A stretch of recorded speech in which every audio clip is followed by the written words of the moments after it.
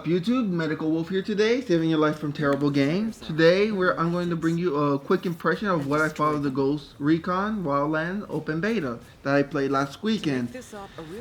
So, Ghost Recon Wildland is a open world third-person tactical shooter that you can play online or alone. From what I play, at least alone, the AI body seems to work okay, especially when you give them orders to kill people quietly.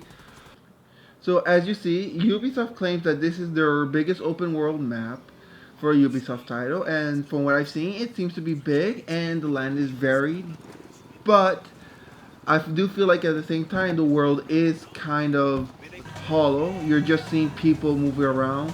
There was even one instance where I ran over an innocent civilian. He acted like all normal. So there doesn't seem to be that impression that you're in a live active world, and I can kind of understand since you're this group of good guys. So it's like you don't want to make sure it gets out of context of the story, because the only bad guys that you can rogue kill are the drug traffickers. So as you see here, you will control drones to mark your enemies, to approach a situation, know where to attack, which equipment you have.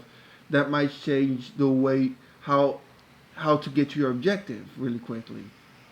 For customization, you'll be able to customize your gun and your clothing, but from what I saw on Reddit, it doesn't seem to be that if customizing your clothing will affect your stealth approach. That is how you play, crouching or going at nighttime, using what you have. So this game is about, just like with Phantom Pain, is about using your items and your skills to your advantage.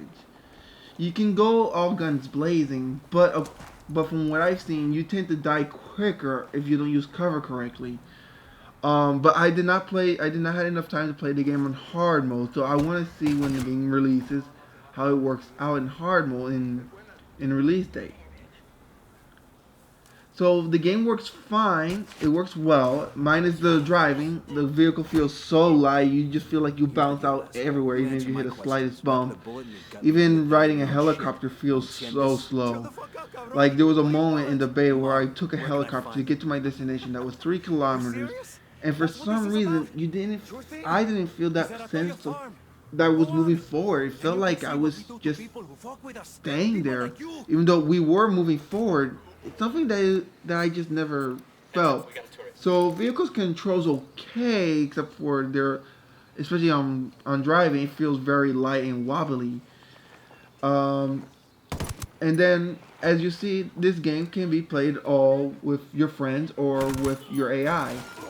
Now it's gonna be interesting to see how this game is gonna work when you play with strangers, without a doubt. For now, playing solo, from what I've played with most of the beta, it seems to work really well.